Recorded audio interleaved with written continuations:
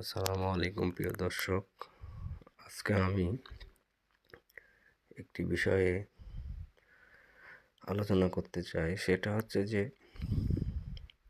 এই যে সামনে দেখতে পাচ্ছেন যে বিষ স্প্রে করা হচ্ছে পুকুরে।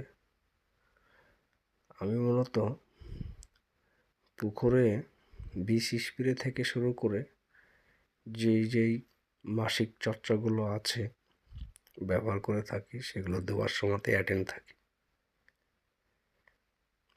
কেন অ্যাটেন্ড থাকি? আসলে যারা পুকুর পাহারা দেয় আর তাদের ভিতরে অনেকেরই অনেক কিছুতেই সমস্যা আছে। যদি আমি দিতে বলি 50 মিলি, সেখানে দেখা যাচ্ছে যে না মেপেই আন্দাজে দিয়ে দেয়।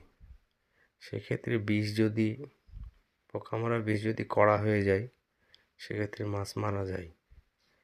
তো আমি সর্বোপরি চেষ্টা করব যে যখন যেই পুকুরের কার্যক্রম চলবে সেটা যেন করার সময়তে অবশ্যই পুকুরে থাকার চেষ্টা করতে হবে।